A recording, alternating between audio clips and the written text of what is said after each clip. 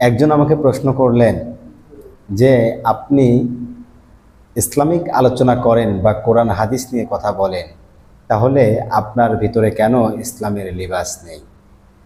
উনি আমাকে যে প্রশ্ন করলেন যে আমার ভিতরে ইসলামের লিবাস নেই কেন, বা লিবাস কোথায়, তা আমি লিবাস প্রসঙ্গে যদি কথা বলি, তো ইসলাম আসলে লিবাস দিয়ে চলে না।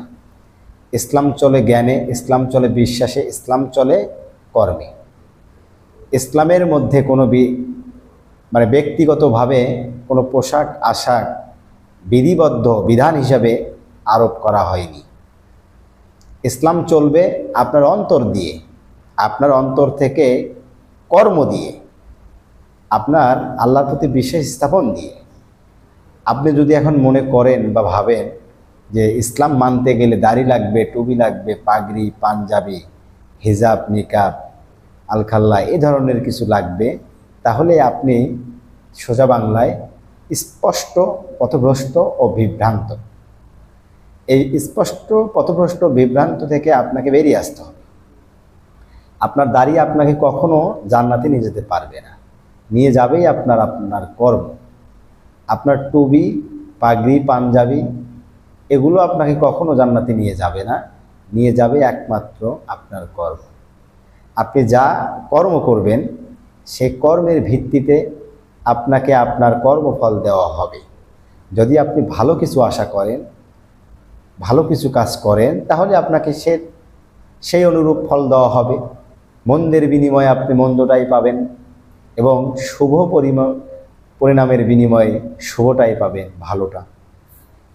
এই ধর্মকর্ম মানতে গিয়ে আমরা আসলে ইসলামকে এমন চরম একটা বিশৃঙ্খলা বা বিপদগামী করে ফেলেছি, নিজেদের অজ্ঞতা ও মূর্খতার কারণে বা বশবর্তী হয়ে আমরা এই ইসলামকে বিকৃত গোপন করে ফেলেছি।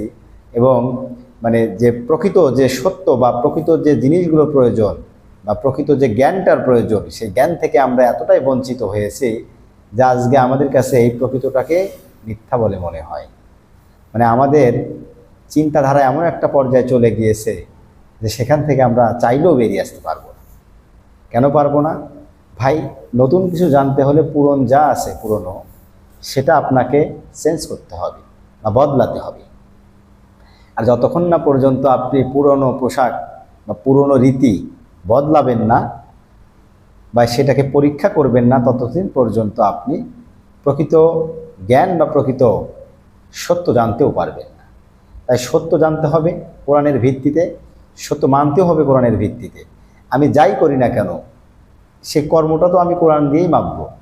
আমি মেপে দেখব যে আসলে আমার কোরআন কি আমাকে লিবাস পড়তে বলে, কোরআন কি আমাকে দাঁড়িয়ে রাখতে বলে, কোরআন কি আমাকে টুপি বা এই আনুষঙ্গিক আরও যে কাজগুলো বা জিনিসগুলো রয়েছে যেগুলো প্রচলিত ধর্মের ভিতরে রয়েছে, সেগুলো কি আসলে কোরআন আমাকে করতে বলে?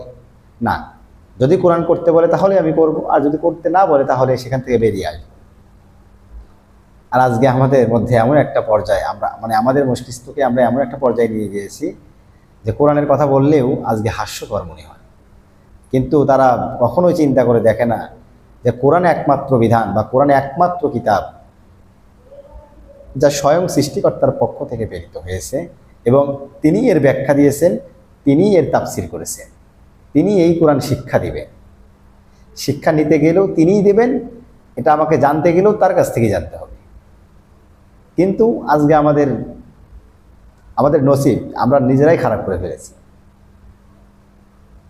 এই যে ধর্ম নিয়ে বাড়াবাড়ি বা ধর্মের বিপরীতে যে কথাগুলো আসে বা যে কুসংস্কারগুলো আসে, এগুলোর সাথে তো কোনো সম্পর্ক নাই। এগুলো হচ্ছে মিথ্যা, বানোয়াট। যে আমাকে এই প্রশ্নটি করেছেন, আমি তাকে এই প্রশ্ন করব যে আপনার লেবাস কিন্তু কখনো আপনাকে জান্নাতে নিয়ে যেতে পারবে না। পারবে? যদি পারে আমাকে উত্তর দিবেন কোরআন থেকে। আপনি লেবাসের যে কথা বলছেন, অর্থাৎ পোশাক আশাকের যে কথা বলছেন, পোশাক আশাক দিয়ে কখনো ধর্ম চলে না ভাই। ধর্ম চলে আপনার কর্মের উপরে। আপনি লেবাস দেখাচ্ছেন আমাকে, লেবাস পরেও তো আপনি মিথ্যা বলেন, লেবাস পরেও তো আপনি ঘুষ খাচ্ছেন, লেবাস পরেও তো আপনি অন্যায় কাজের সঙ্গে যুক্ত থাকছেন, লেবাস পরেও আমানতের খেয়ানত করা হচ্ছে, এই লেবাস পরেও ধর্ষণ করা হচ্ছে। এই লেবাস পরেও বলাৎকার করা হচ্ছে, এই লেবাস পরার সত্ত্বেও আল্লাহর প্রতি ঈমান নেই, লেবাস পরার পরেও হারাম ভক্ষণ করে যাচ্ছে, তাহলে এই লেবাসের কোনো মূল্য আছে কি? আর এই লেবাসের কথা আল্লাহ বলেন নাই। আপনি এখন লেবাসের কথা বলছেন, যখন নবী মুহাম্মদ সাল্লাল্লাহু আলাইহি সাল্লাম ছিলেন সেই সময়কালীন তো লেবাস বা পোশাক আশাকের যে বিষয় আমরা যেটা জানি আর কি, ইতিহাস যদি আমরা দেখি, তা আমরা যেটা জানি বা বুঝি বা শুনেছি, সেই সময়কালীন তো পোশাক আশাকই ছিল না, বা যদিও ছিল সামান্য পরিমাণ ছিল, সেগুলো দিয়ে তারা কিভাবে চলছে? আর আপনি কি জানেন যে আপনার নবী বা মুহাম্মদ সাল্লাল্লাহু আলাইহি সাল্লাম তিনি দাঁড়িয়ে রেখেছেন? এটা আপনি বলতে পারবেন, কোরআন থেকে দেখাতে পারবেন? আপনি যেটা মানছেন সেটা হচ্ছে কুসংস্কার, আর সেটা হচ্ছে মিথ্যা বানোয়াট কিচ্ছা কাহিনী গল্প গুজব হাদিস থেকে, যেগুলো মানুষ রচিত এবং মানুষের থেকেই বানানো হয়েছে। নিজ মাতৃভাষায় কোরআন পড়ুন, কুসংস্কার থেকে দূরে থাকুন, সঠিক সত্য কোরআন থেকে বের করুন।